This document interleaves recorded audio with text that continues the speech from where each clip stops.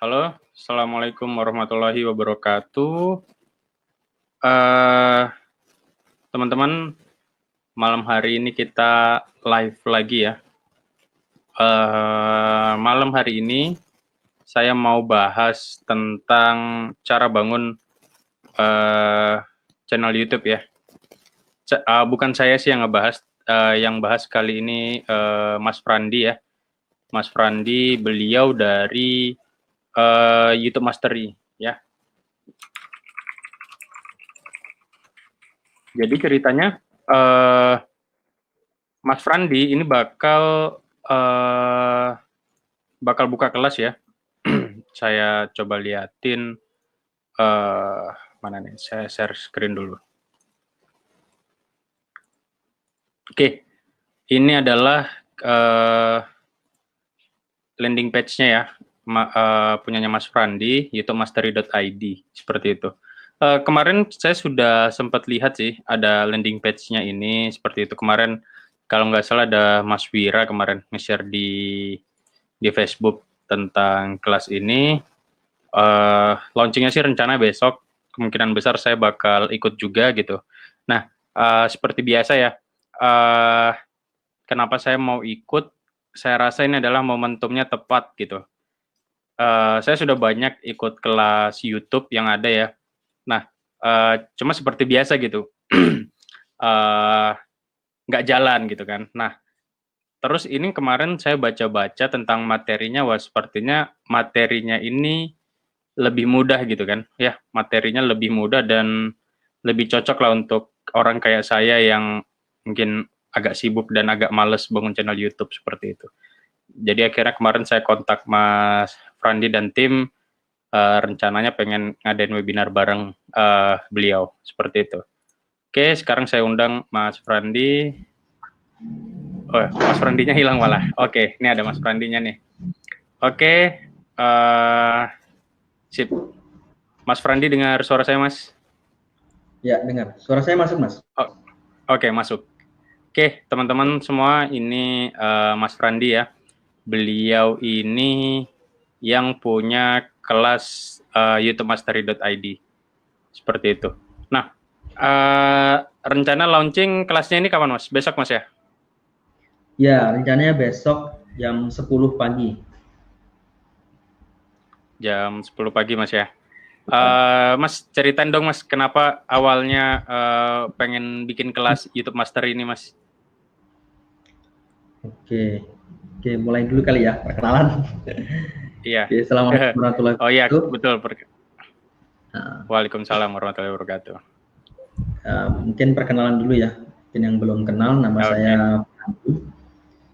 Saya tinggal di Pare, Kabupaten Kediri.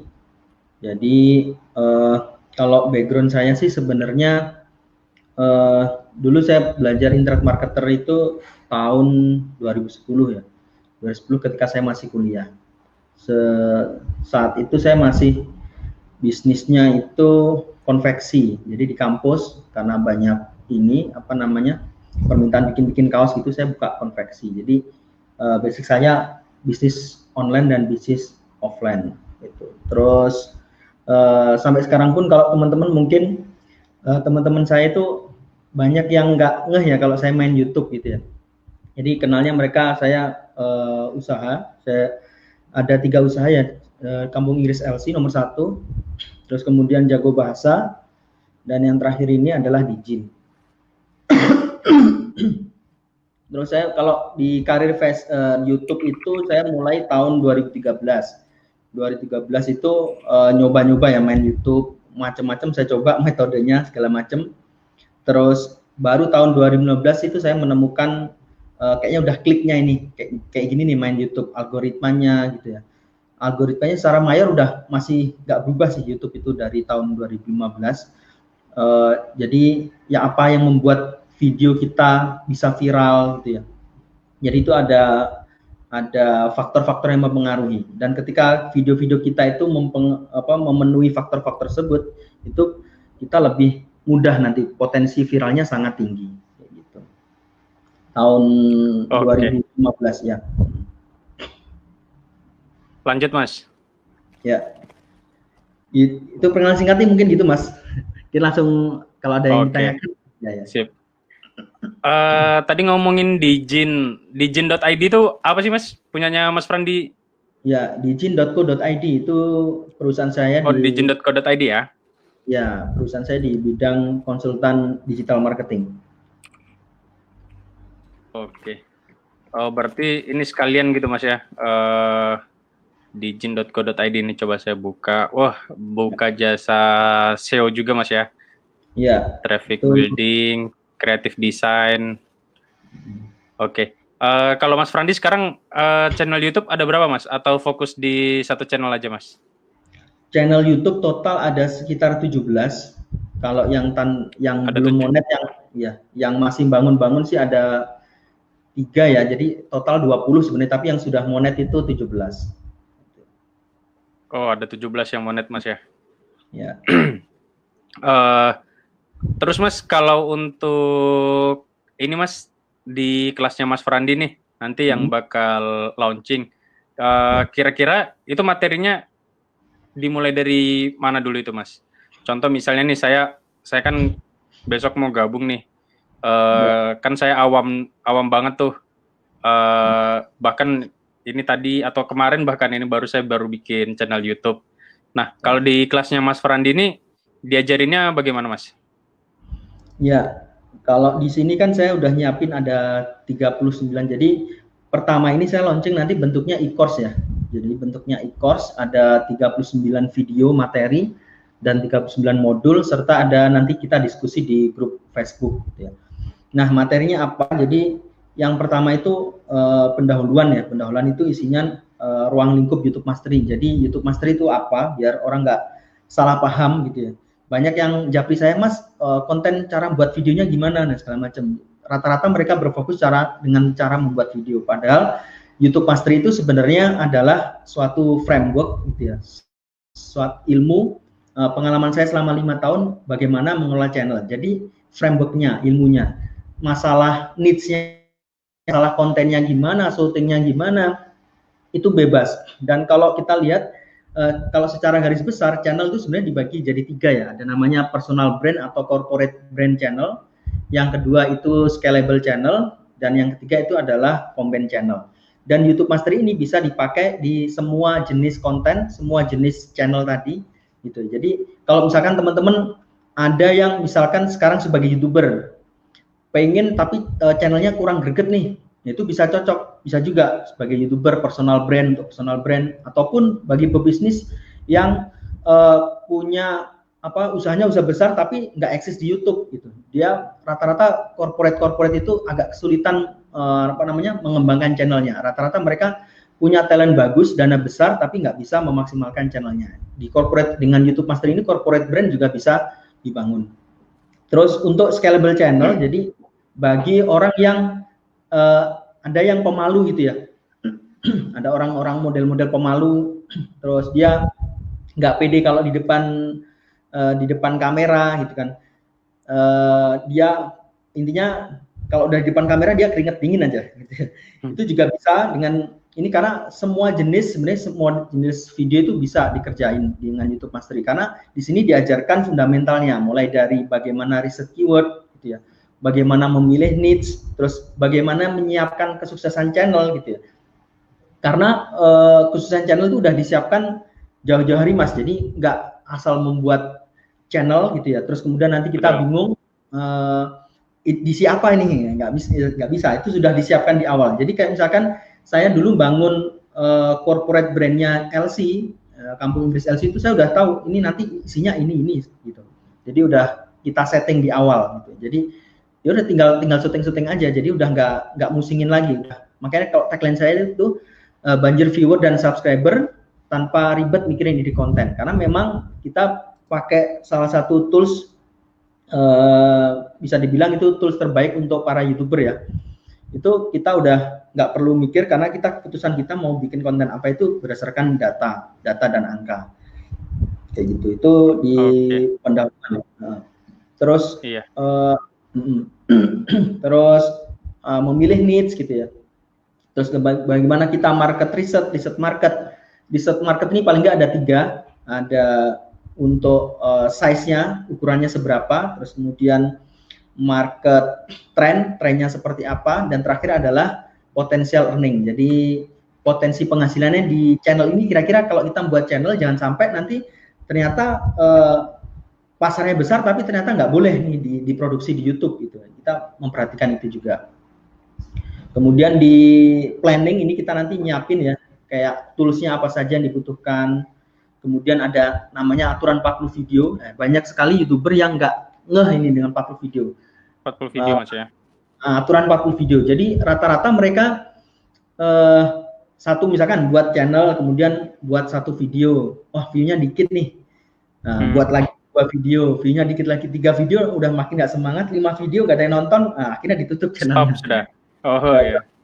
Karena dia sebenarnya nggak paham bahwa YouTube itu konten kita kalau masih 5, 10, 20 itu bukan, kalau nggak ada yang nge-view atau view-nya masih kecil, itu bukan berarti channel konten kita nggak bagus atau konten kita nggak diminati pasar, karena memang YouTube belum mengenali channel kita. Jadi YouTube itu jadi apakah harus 40 video gitu pertanyaannya? Ibaratnya belum terindeks gitu Mas ya? Ya, bisa dibilang gitu. Kalau kita bahas masalah SEO-nya itu ya, belum terindeks. Yeah. Jadi YouTube itu kalau pengalaman saya, kadang sih channel saya ada yang 30, ada yang, tapi rata-rata mencapai 40 video itu baru YouTube mengenali channel kita ini apa. Makanya di situ ada namanya konsistensi metadata. Jadi nanti kita ada pengaturan di YouTube, ada namanya default tag gitu ya, default deskripsi. Yeah. Sebenarnya fitur-fitur yang sudah disediakan YouTube, tapi kebanyakan YouTuber nggak pakai gitu. Mereka nggak tahu ini default tag buat apa gitu, default description buat apa gitu. Rata-rata mereka nggak ngeh, padahal di situ kuncinya. Jadi YouTube tuh sudah memberikan arahan sebenarnya. Nah ini kayak gini nih, harus membuat konten tuh kamu harus niche, nggak boleh gaduh-gaduh dulu di awal. Kalau nanti udah besar mau merambah ke niche yang lain, monggo. Tapi untuk di awal itu wajib kita harus fokus bahas di niche tertentu untuk mempermudah tadi. Kalau kita membahas niche tertentu, fokus di niche tertentu, dan kita konsistensi metadata dan proses keywordnya benar, jadi kita memproduksi video itu yang benar-benar jelas, pencariannya ada, potensial viralitasnya ada, karena kita by data ya. Kalau di VidIQ itu ada namanya overall score. Jadi overall score-nya tinggi itu rata-rata kalau kita produksi nanti itu udah nggak sia-sia, artinya benar-benar yang berpotensi viral. Nah kalau udah melakukannya dengan benar, hampir semua channel saya kalau udah 40 video itu rata-rata ada yang taking off. Taking off itu artinya misalkan 40 video pasti ada satu video itu yang viral. Kalau saya ngomong tren viral itu batasnya 10.000 view gitu. Kalau udah ada yang 10.000 view berarti ini berarti itu ada bener nih prosesnya, tinggal melanjutkan. Kalau sudah ada yang taking off, selanjutnya kita ngulik di analitik YouTube. Nah, kuncinya untuk melejitkan channel itu di analitik. Bagaimana kekuatan kita memahami analitik, kemudian kita mengeksekusi apa yang harus kita lakukan berdasarkan analitik tersebut. Gitu. Terus untuk gambaran ya teman-teman ya. Ini saya beli dari tahun lalu kalau nggak salah nih. Saya beli kamera lengkap lah semuanya dan peralatan. Ya cuma ya itu. Cuma mau aja gitu kan, cuma kepingin ya, cuma nggak gerak-gerak gitu kan, karena ya saya sendiri sih masih bingung gitu kan, mau bangun channel apa, kontennya apa dan sebagainya gitu. Kebanyakan dari orang-orang kayak saya sih Mas Frandi, ini adalah takut, misalnya contoh sebulan ini full deh padat konten, nah biasanya nanti bingung gitu kan, takut wah nanti bingung bulan depannya nggak ada konten nih gitu kan, nggak ada ide dan sebagainya. Nah kalau dari Mas Frandi gimana Mas biasanya mengatasi misalnya bingung nih mau konten apa lagi gitu. Nah dari Mas Frandi biasanya cari idenya dari mana Mas? Kalau nanti udah pakai aturan proses riset keyword nggak ada lagi sih Mas, kita bikin konten apa. Jadi ibarat kita sudah dituntun Mas ya? Betul, udah di set di awal. Di set di awal kita membuat 40 daftar video. Nah dari 40 daftar video tadi kan ada yang akan taking off. Taking off itu pasti ada yang viral satu atau dua gitu ya. Nah di situ nanti kita ngelihat analitik. Nah di analitik aja itu nanti sudah kita tahu apa selanjutnya harus kita produksi gitu. Jadi channel-channel yang tren nanti di traffic source kita lihat tuh analitik dari mana. Apakah dari penelusuran YouTube apakah dari browse future ataukah dari search, dari penelusuran browse future sama suggested sama rekomendasi video. Nah, nanti kita tahu tuh, oh yang merekomendasikan saya ini ya, yang bikin viral ini mana gitu. Kalau misalkan, oh ternyata video saya setelah 40 video ini dapat misalkan 100.000 view, itu dari mana? Dicek ternyata, oh ternyata pencarian kata kunci misalkan ternak ayam kampung misalkan. Nah, berarti kita udah dapat insight. Oh, berarti selanjutnya tinggal dikejar aja ternak ayam kampung. Nanti di riset lagi ternak ayam kampung di vidIQ. Kalau saya pakai toolsnya vidIQ, Mas. Dulu pernah udah saya 3 tahun pakai Cubadi, rata-rata YouTuber pakai Cubadi ya. Tapi ternyata saya di akhir-akhir ini banyak menemui banyak kelemahan dari Cubadi ya. Akhirnya saya pindah ke vidIQ dan ternyata powerful di vidIQ. Jadi misalkan ini tadi ternak ayam kampung. Nah, di vidIQ kita riset lagi, ketemu related keywordnya, itu nanti kita aja syuting nggak bisa habis. Pertanyaannya bukan masalah ide sih akhirnya, tinggal kita mau syuting apa enggak gitu, atau membuat video apa enggak gitu. Jadi kalau masalah ide kita udah nggak pusing karena berdasarkan data. Nah itu. Berarti memang kalau pakai vidIQ nanti ini Mas ya, kita nggak asal ya, jadi semuanya memang sudah berdasarkan data gitu Mas ya. Ya betul. Di vidIQ itu kan ada namanya overall score ya. Overall score itu pertimbangan dari pertama search volume, kemudian search score, kemudian ada competition score gitu ya, sama ini apa competition value. Jadi udah overall score itu cukup melihat overall score. Overall score yang paling tinggi itu pasti berpotensi viral karena secara saingan, kemudian secara search volume juga banyak. Terus pertanyaannya gini,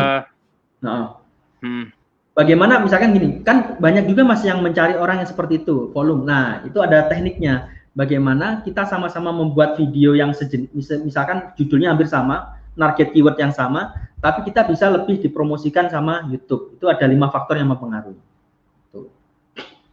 Oke, berarti itu nanti dikupas tuntas di YouTube Mastery Mas ya? Ya, betul. Oke, saya tertarik ini Mas, membangun super team Mas. Mungkin bisa dikasih bocoran Mas, tentang membangun super team ini, apa sih yang dimaksud? Apakah kita membangun super team, misalnya membangun, kita mengkoordinasikan tim, misalnya tim videographer, tim dan tim yang lainnya, seperti itu, atau bagaimana Mas? Mungkin bisa dibahas nih Mas, yang membangun super team untuk YouTube Mastery ini Mas. Ya, jadi membangun super team, jadi kalau mindset saya, ini hubungan dengan mindset sih. Jadi di awal saya membangun YouTube, membangun channel itu sudah punya mindset bahwa channel ini adalah sesuatu yang aset gitu, aset digital. Jadi kita memperlakukan channel kita ini sudah seperti bisnis gitu. Jadi bukan main-main. Artinya memang di awal kalau misalkan kalau kita misalkan belum punya tim nggak masalah. Kita harus memang sama kayak membangun bisnis di awal gitu Mas ya. Kalau misalkan kita merintis bisnis itu kan pasti di awal dulu. Kita sebagai CEO ya, chief of everything officer gitu. Semuanya kita kerjain, nggak masalah. Benar. Sama di YouTube juga sama seperti itu. Kita nyari ide konten sendiri gitu ya, membuat channel sendiri, kemudian syuting sendiri gitu, edit video sendiri, sampai analisa sendiri gitu ya, dan segala macam semuanya dilakukan sendiri, nggak masalah. Itu di awal. Nah, tapi untuk next ketika kita channel kita udah menghasilkan, itu kita harus mikir jangka panjang. Kita harus mikir bahwa channel ini harus semakin membesar. Maka butuh tim. Karena kesuksesan sebuah bisnis itu tergantung dengan kesuksesan tim. Hampir tidak ada hal luar biasa itu dilakukan oleh seorang orang yang sendirian gitu. Nggak ada yang namanya hal yang luar biasa yang dilakukan seorang diri. Ini paling cuman Superman ya, dan itu fiksi, nggak ada, dunia nyata nggak ada gitu. Benar-benar.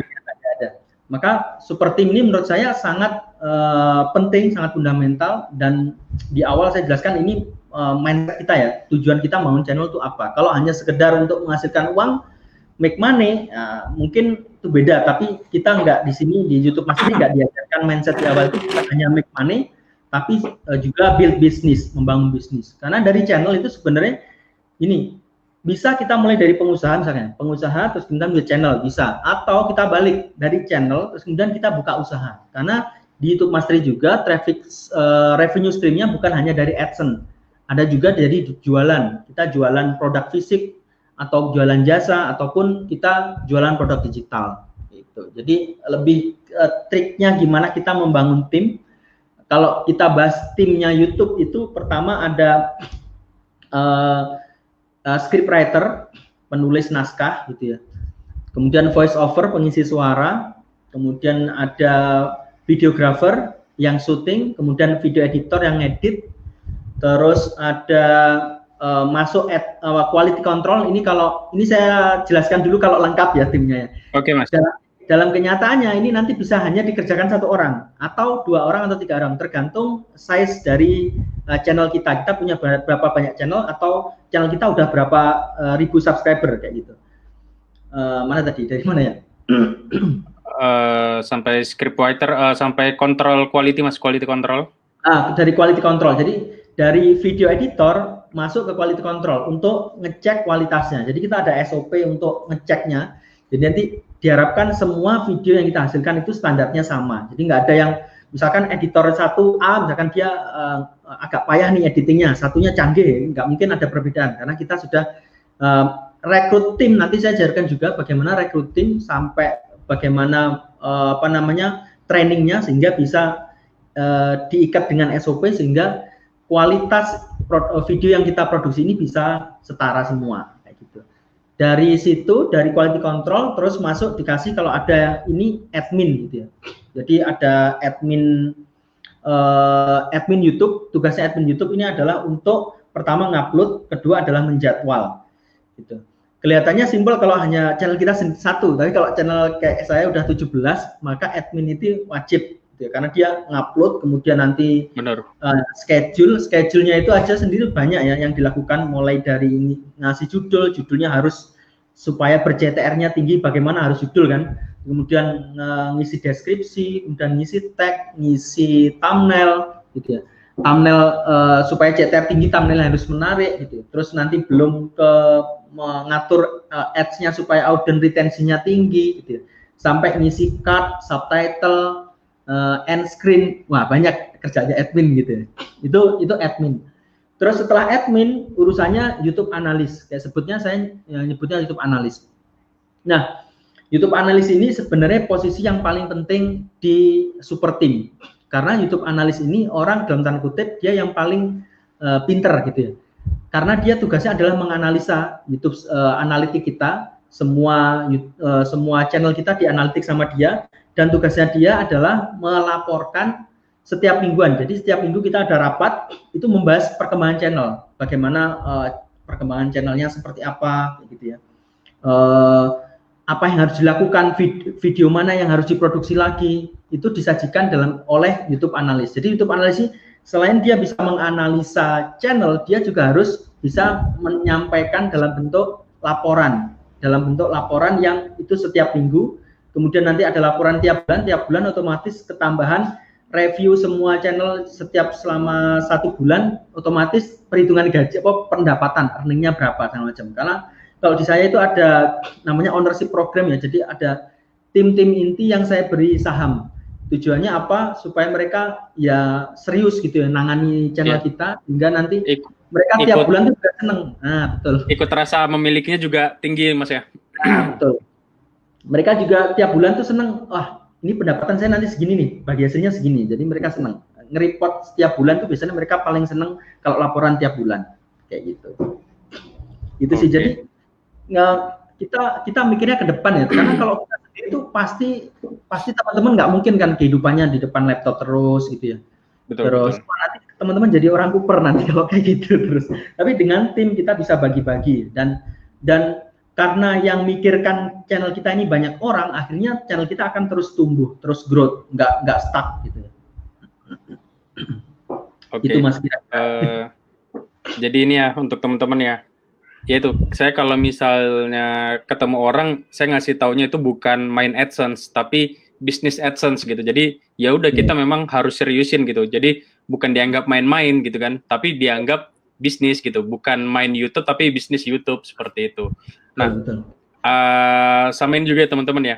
mungkin kalau misalnya di awal teman-teman nggak punya modal besar segala macam, ya udah teman-teman silakan jalanin aja sendiri, semuanya single fighter sendiri, dan itu dijalanin dengan benar-benar seperti itu. Lalu setelah teman-teman anggaplah sudah gajian, ibarat 3 kali gajian, 4 kali gajian, nah di situ saya sarankan sih ke teman-teman ya, ini mau bisnis apa aja, mau bisnis YouTube, mau bisnis yang lain, bisnis offline atau main AdSense, blog dan sebagainya, usahakan teman-teman itu mulai bangun tim gitu kan. Jadi gini, mungkin teman-teman misalnya ngerasa ya, wah ini gajian 10 juta, kalau misalnya aku ngegaji admin 1 juta, punya 3 admin, berarti penghasilanku berkurang gitu kan. Nah sebenarnya enggak ya, ibarat kita pengen ini ya, ngebantu orang gitu kan, pasti ya bakal dibantu juga gitu kan sama Allah gitu kan. Pasti rezeki orang itu bakal dilewatkan juga gitu, misalnya dilewatkan ke earning bulanan kita seperti itu. Jadi saran saya buat teman-teman, usahakan kalau misalnya belum punya tim, ya udah cari partner aja gitu kan, bagi hasil gitu kan. Kamu ngejalanin punyaku nih, aku teman-teman bisa ngajarin temannya ya, nih saya sudah berhasil nih 4 bulan seperti ini, kamu saya ajarin ya, kita jalanin bareng, nanti kamu aku kasih bagi hasil sekian, seperti itu. Jadi teman-teman misalnya belum punya kemampuan ngegaji ya, teman-teman tawarin bagi hasil dulu gitu kan. Misalnya teman-teman tawarin bagi hasil nih, kalau misalnya bulan depan gajian, kamu dapat bagi hasil sekian gitu, ini loh pendapatanku bulan kemarin gitu, gimana, mau nggak? Nah ya udah, kalau misalnya mau ya udah teman-teman jadikan partnernya teman-teman seperti itu. Nanti setelah teman-teman berkembang, ya udah mulai bangun tim gitu kan, rekrut orang ya, terus teman-teman ajarkan gitu. Kalau untuk rekrut sih ada 2 sih, kalau biasanya saya biasa rekrut yang sudah jadi dengan syarat ya itu biasanya gajinya lumayan tinggi, terus atau cari yang orang yang dari nol yang bisa diarahkan dengan ketentuan ya kita butuh waktu lagi untuk ngajarinnya, seperti itu. Nah, kalau Mas Frandi sendiri biasanya cari orang yang udah jadi atau setengah jadi atau yang dari nol, Mas? Kalau untuk timnya Mas Frandi sendiri? Kalau untuk YouTube ini saya dari awal dari nol, Mas. Bahkan dari ada satu, iya. Ya. Jadi tergantung sih. Jadi gini, tadi benar kata Mas Anjar ya. Jadi setiap kita ngerekrut misalkan talent gitu ya, ataupun orang yang fresh graduate atau yang mulai pengalaman masih nol, itu masing-masing punya kelebihan dan kelemahannya masing-masing. Kalau kita awal-awal ya harus dari nol dulu aja. Kalau misalkan gajian kita misalkan kita gajian penghasilan kita masih 10 juta.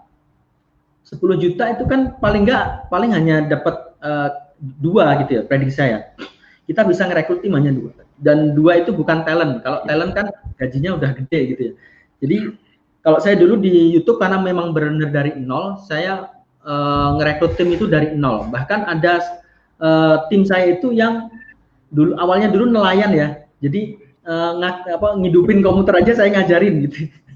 Ngidupin komputer saya ngajarin gitu. Tapi alhamdulillah sekarang terus bertumbuh dan dia juga udah ini sih. Artinya kalau kita ngambil konsekuensi orang dari nol, ya kita harus komitmen ngajarin dia gitu. Jangan sampai kita maunya cuman gaji murah misalkan, tapi kita nggak pernah ngasih ilmu ke mereka. Ini malah bunuh diri menurut saya, karena tim kita, ketika kita adalah orang yang paling pintar di tim kita, itu sebenarnya kita sedang bermasalah gitu ya.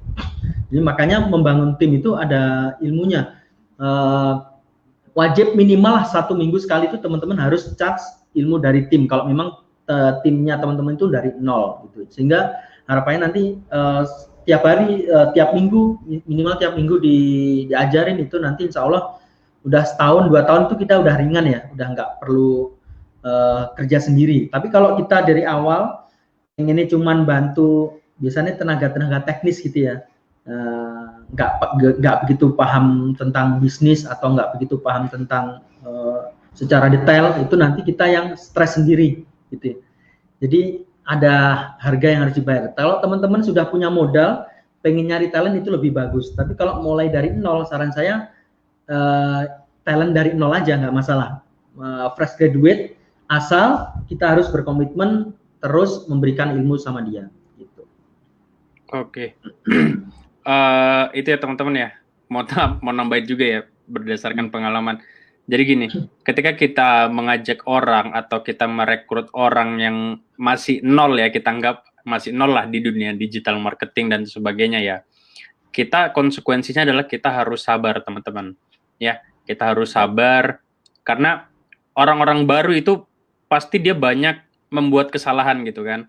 Dan kesalahan yang dibuat orang-orang baru ini adalah kalau menurut saya adalah kewajaran. Yang penting kita memang sudah tentukan gitu kan batas-batasnya. Dia nggak boleh salahnya apa seperti itu. Nah jadi ini ya teman-teman ya. Jika teman-teman nanti ngebangun tim diusahakan ya sabar gitu kan. Ya semuanya ada konsekuensinya. Kalau mau dapat yang langsung jadi bayarnya mahal gitu. Kalau misalnya mau yang diajak dari nol ya udah berarti harus teman-teman harus ngajarin lagi seperti itu. Terus kalau boleh tahu Mas, subscribers paling besar di satu channel itu berapa Mas? Punyanya Mas Frandi sendiri? Subscriber di saya sih nggak terlalu besar ya. Yang paling besar cuman bentar 500 berapa ini ya? Masih bentar, lihat. Saya lupa. Udah nggak ngecek tiap hari.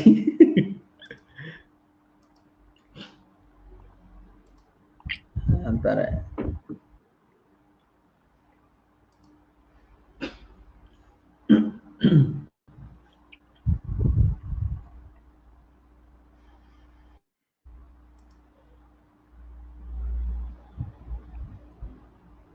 Oke, ini ya tambahan juga buat teman-teman mungkin kalau bisa besok gabung YouTube Mastery, ya udah nanti kita belajar bareng-bareng, diskusi bareng-bareng. Kebetulan juga saya baru memakai nih kamera saya. Mungkin yang kalau saya sih paling ini ya Mas masih 536.000 subscriber sih Mas yang paling besar. Tapi ini yang lain juga sekitar segitu-segitu juga 500, 400, 300 ribu gitu. Kalau saya mainnya banyak ya, jadi 17 channel itu rata-rata di atas 100.000 subscriber. Oke, tuh teman-teman, lumayan ya. Jadi kalaupun ini bisa juga dijual mungkin nanti Mas ya, tapi ini kan malah lebih enak dari earningnya Mas ya. Iya, aset sih kalau saya digital sekarang. Iya. Kecuali ada yang mau beli 100 kali lipat nggak apa-apa. 100 kali lipat dari earning. Ini teman-teman besok kelasnya dibuka ya. Di harga berapa Mas besok Mas? Di harga ini Mas ya? 697 Mas ya? Untuk harganya khusus besok karena ada nih kemerdekaan ya. Jadi kita diskon lagi dari 697 itu ada diskon lagi Mas. Nanti ada ada diskon lagi besok ya? Besok launchingnya jam 10. Mungkin besok pagi saya akan posting status di Facebook dan juga di Instagram. Itu ada kode kupon yang teman-teman masukkan dan diskon 200.000. Jadi cuma 497. Itu. Tapi hanya di hari tanggal 17. Nanti setelah tanggal 17 balik lagi di 697. Dan kalau udah normal ya itu 1.500.000. Oke. Jadi gini teman-teman ya. Kita ini kalau menurut saya sendiri sih kita ini sudah di landa krisis ya teman-teman ya. Berbagai negara sudah mengalami resesi ya, pertumbuhan ekonominya minus 2 kuartal dan sebagainya.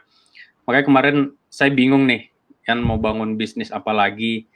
Masalahnya minat masyarakat ini daya belinya turun gitu kan. Gimana mereka mau ngebeli gitu, bagaimana mereka mau beli produk-produk saya misalnya saya main di market menengah ke atas atau menengah ke bawah, ya mereka aja sudah dikena PHK seperti itu. Ya udah, akhirnya saya pikir-pikir lagi ya sebenarnya salah satu yang tetap jalan di krisis itu adalah ya berupa digital seperti itu. Misalnya teman-teman contohnya tentang channel YouTube gitu. Di masa krisis ya orang memang nggak beli gitu, orang nggak belanja, tapi dia tetap nonton channel YouTube kita yang mana AdSense-nya ngalir terus ke kita seperti itu. Jadi ini bisa teman-teman seriusin sih. Jadi mau apapun eranya gitu kan, ibarat ya kalau misalnya teman-teman fokus ngebangun channel YouTube teman-teman ya pasti earning teman-teman bakal sebanding gitu kan. Bahkan di sini saya lihat nih punyanya timnya Mas Frandi ini ada yang $14.000, $15.000, $35.000, $12.000. Ini dolar ya teman-teman ya, bukan rupiah. Ini ada juga yang $6.500 seperti itu, $13.000. Nah, saya yakin ini nggak dibangun dalam semalam ya, ini semuanya berproses. Nah, jadi ini teman-teman ya, buat teman-teman yang sekarang lagi nggak punya kerjaan, terus teman-teman juga bingung mau bisnis apa gitu, teman-teman ya saya saranin sih bikin aja channel YouTube atau misalnya bangun lagi blog AdSense-nya dan sebagainya gitu kan. Kalau ini bisa nggak Mas? Oh ya, Mas, ini kita mainkan kuantitas atau enggak ya Mas Frandi ya? Maksudnya apakah upload banyak video atau misalnya sebulan minimal berapa Mas? Oke, jadi kalau di YouTube itu salah satu algoritmanya yang sekarang hampir sama sih kayak blog. Jadi dia YouTube itu sangat seneng kalau kita rutin upload gitu ya. Kayak artis-artis itu sekarang kayak si Raffi itu ya, Run Entertainment itu, dia malah udah publish videonya udah kayak makan gitu ya, 3 kali sehari gitu. Kayak orang makan gitu 3 kali sehari. Nah kalau di saya sih satu hari itu satu video ininya, di satu channel itu satu video. Satu channel. Kita usahakan itu karena kalau enggak itu juga eman-eman sih Mas, eman-eman kalau kita enggak ngupload. Tapi ada juga beberapa channel, jadi ada prosesnya, ada tahapnya. Kalau di awal itu harus satu video, tapi nanti kalau udah melejit, itu nanti kita cukup bisa kurangi. Misalkan seminggu itu biasanya cukup 3 atau 2, itu seperti itu. Jadi mainnya kualitas, bisa dibilang kualitas dan kuantitas. Jadi artinya kita nggak sembarangan nyepam gitu ya, nggak ini, sementing upload nggak. Jadi kita ada standar videonya. Jadi kalau orang nonton tuh benar-benar dapat manfaatnya. Gitu.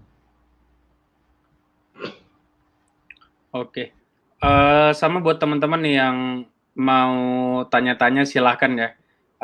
Nanti bakal saya coba tanyakan ke Mas Frandi. Mas, ini ada pertanyaan nih dari Mas Cahyadi Hanif. Mas, cara rekrut talent di mana ya mendapatkannya supaya loyal bagaimana? Nah, sama satu lagi Mas, ini berarti onsite semua Mas ya, nggak ada yang remote ya timnya Mas Frandi? Ada yang Mas, kalau dari saya. Oke, siap. Satu-satu dulu aja. Oh, yang Oke. Silakan Mas Frandi. Oke, yang pertama tadi bagaimana kita mendapatkan tim gitu ya, atau mendapatkan talent. Mendapatkan tim ya tinggal rekrut aja Mas gitu ya, tinggal rekrut aja. Jadi nanti di bonusnya ini saya juga akan kasih bagaimana nanti saya kasih template-nya ya, bagaimana kita nanti brosurnya, bagaimana nanti kita rekrutmen, terus channelnya untuk rekrutmen di mana saja. Kalau saya selama ini pakai Instagram Loker, misalkan kita lagi di Pare ya, Loker Pare, Loker Kediri gitu. Di lokal aja itu sudah banyak banget Mas sekarang orang yang nyari kerja itu, apalagi di masa pandemi kayak gini sangat mudah mencari karyawan, mencari tim gitu. Terus tadi yang kedua kalau masalah bagaimana supaya loyal gitu ya.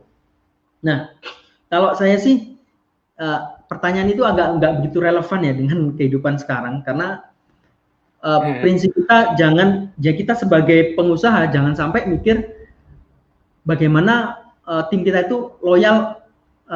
Jangan berharap tim kita itu loyal, karena sebenarnya orang itu loyal terhadap impiannya sendiri. Nah, tapi kita harus mikir bagaimana agar perusahaan atau kita itu bisa memberikan benefit sebesar-besarnya sama mereka. Bagaimana mereka bisa nyaman di kita, gitu aja sih. Tapi kalau loyal, kalau saya sekarang udah nggak begitu ini ya, maksudnya karena salah satu karakteristik milenial kalau kita baca jurnal itu ya, milenial itu nggak ada yang loyal Mas gitu.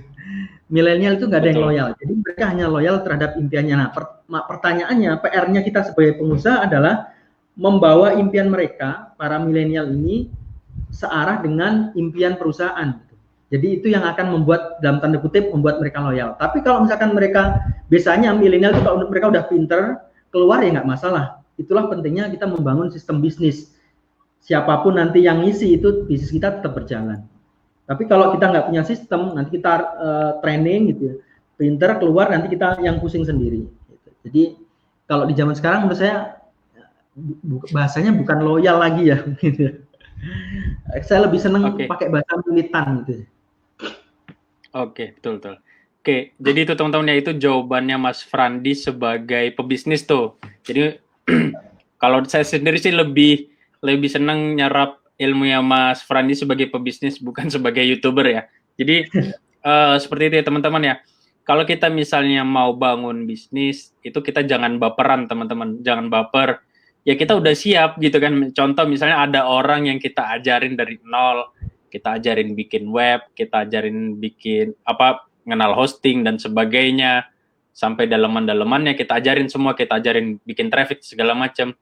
Kalau misalnya nanti dia pergi dan dia bikin usaha yang sama atau bahkan jadi saingan kita, ya jangan baper gitu kan. Ya itu aja sih saran buat teman-teman ya, kita sudah harus siap dengan segala konsekuensinya seperti itu.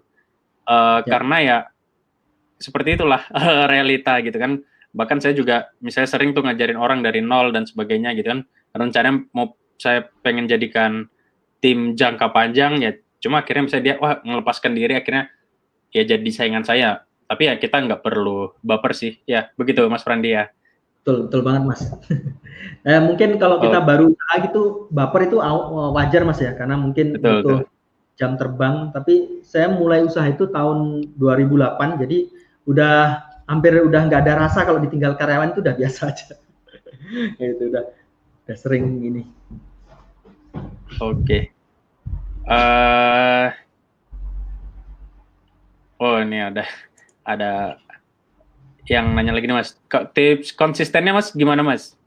Atau kita bikin planning langsung, misalnya planning nih sebulan channel konten apa aja yang kita buat gitu, kita bikin deadline-nya, tentukan kapan, seperti itu. Atau kalau dari Mas Frandi bagaimana Mas?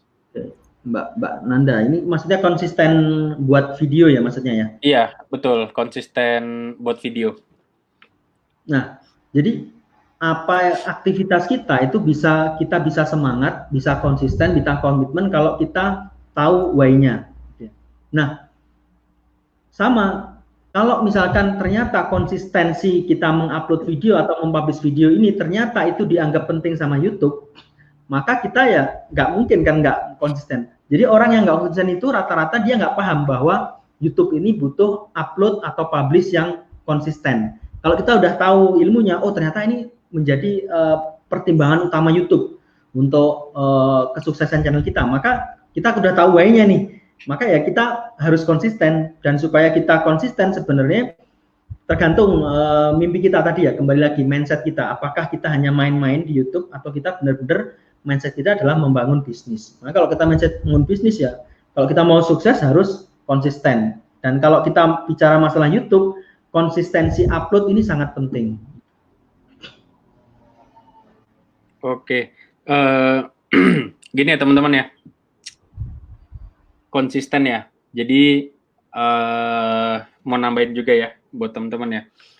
Kadang kita konsisten itu kalau misalnya itu menghasilkan gitu, tapi kalau misalnya nggak menghasilkan, langsung nggak konsisten, langsung down dan sebagainya. Nah, kalau saya sendiri sih nanti mungkin ini saya mau buat grand design-nya ya. Tentu setelah nanti ngeliat materinya Mas Frandi besok ketika saya daftar. Ya saya daftarnya juga besok gitu kan, nunggu harga yang murah seperti itu. Oke. Jadi kalau saya sih nanti paling planningnya seperti ini sih teman-teman. Kalau misalnya saya nggak dapat uang dari YouTube, ya minimal saya dapat branding lah yang bagus, atau minimal ya malah saya bisa jualan produk-produk saya di YouTube seperti itu. Misalnya entah saya jualan buku atau jualan apa dan sebagainya seperti itu sih. Jadi sekali sambil menyelam minum air gitu kan. Jadi kalau misalnya teman-teman nanti nggak dapat uangnya, ya teman-teman bisa manfaatkan ke yang lain sih gitu, bangun personal branding dan sebagainya. Atau bahkan teman-teman bisa dijadikan konsultan dari perusahaan yang lain gitu. Misalnya kan sebenarnya banyak sih perusahaan-perusahaan yang memang butuh untuk optimasi konten mereka gitu kan. Seperti itu. Jadi teman-teman kalau misalnya nanti nggak dapat AdSense-nya, ya teman-teman bisa dapat dari sana gitu. Tapi kalau misalnya dapat dua-duanya, dapat AdSense ya bisa sekalian jualan produk dan sebagainya. Ini kalau nggak salah diajarkan semua Mas ya, sekaligus Ya. jual produk pribadi Mas ya di YouTube Master ini Mas ya. Ya, jadi kita diajarkan 4 revenue stream ya. Yang pertama AdSense, yang kedua jualan produk digital, yang ketiga itu jualan produk fisik ataupun jasa, dan terakhir diajarin affiliate. Itu. Jadi AdSense ini yang sebenarnya kalau kita misalkan kita udah punya produk, ini sampingan aja gitu ya AdSense-nya. Yang paling besar itu rata-rata malah dari jualannya. Oke. Kalau saya jualan jasa ya, karena saya punya kursusan bahasa Inggris, jadi dari situ gede banget gitu. Berarti ini malah bisa jadi tahap funneling Mas ya, orang mau misalnya ibarat mau belajar ke kampung Inggris, kan banyak tuh lembaganya, jadi malah misalnya ngelihat punyanya Mas Frandi duluan, dari situ Mas Frandi dapat earning AdSense, habis itu sekaligus orang itu datang ke tempat Mas Frandi gitu Mas ya? Ya, betul. Nah, ya itu sih teman-teman, kemarin juga saya nyoba, contoh misalnya saya nge-share aja berupa link-link affiliate hosting dan sebagainya, ternyata itu banyak juga yang ngeklik dan sebagainya. Nah, kemungkinan besar sih nanti kalau saya gabung mulai besok ya, saya bakal fokus ke sana juga sih, mungkin saya bakal review hosting dan sebagainya. Contoh kemarin saya dapat kado dari Amazon, dari AWS ya, $5.000 untuk 2 tahun, bahkan bisa ditingkatkan lagi sampai $10.000 untuk pakai server mereka secara gratis, seperti itu. Ini lagi dari SendGrid juga, layanan SMTP saya juga dapat gratis. Kemarin dari Airtable dan sebagainya saya dapat $2.000. Nanti bakal saya sharing lah kalau channel YouTube saya sudah jadi. Rencana sih besok sih baru mau belajar. Sip. Nanti mungkin kalau ada channel YouTube, ada grupnya, nanti kita bakal sharing-sharing bareng di sana sih. Oke, teman-teman silakan, ada pertanyaan lagi. Oke. Ini ada pertanyaan nih Mas. Mas, bukannya algoritma YouTube sekarang susah ya gitu? Oke, ini pertanyaan terakhir Mas. Okay. Monggo. Susahnya di mana ini? Susahnya kalau kita memang nggak tahu ilmunya gitu ya. Jadi nanti di ekor saya jelaskan secara detail. Jadi mulai bagaimana kita membuat video, bagaimana kita memilih niche, kemudian sampai riset kata kunci dan segala macam, sampai proses upload, sampai mengoptimasi dalam pembuatan video itu nanti kita perhatikan ya, durasinya berapa. Jadi kita nggak asal membuat video harus ini. Jadi durasinya itu ditentukan minimal 10 menit. Gitu. Terus bagaimana audience retention-nya bisa tinggi. Itu ada dalam video itu nanti ada skrip naskah, template naskahnya yang harus diucapkan bagaimana supaya audience retention-nya tinggi. Kemudian yang keempat itu ada CTR. CTR-nya supaya tinggi bagaimana? Itu diajarkan. Kalau CTR itu hubungannya dengan thumbnail sama judul. Dan terakhir adalah audience engagement. Bagaimana video kita ini, jadi salah satu ranking faktornya YouTube itu meranking sebuah video itu adalah yang kelima audience engagement. Bagaimana interaksi di video tersebut gitu. Jadi kalau udah tahu itu ya enggak, jadi bilang susah atau enggak itu kan harus tahu ya susahnya di mana gitu. Jadi, tapi kalau kita udah tahu sebenarnya ya santai aja gitu. Oke.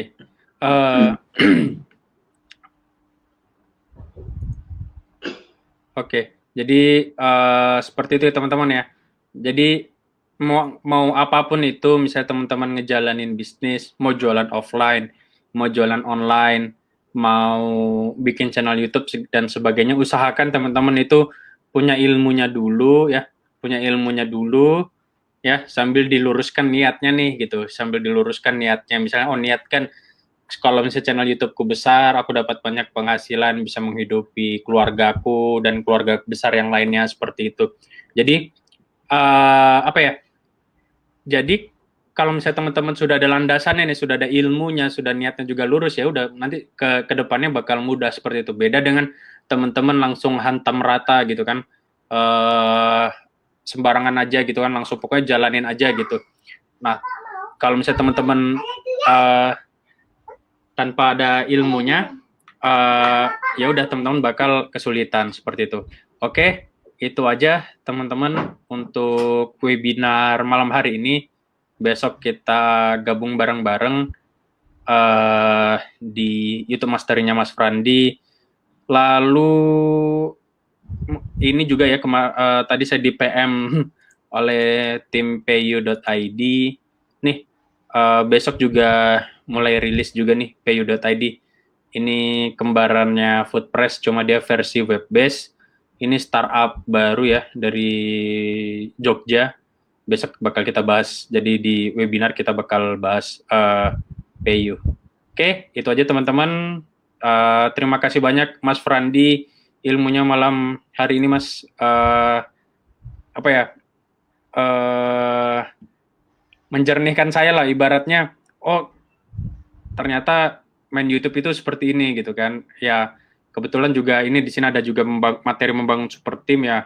Itu mungkin bakal memudahkan saya sih ke depannya. Oke.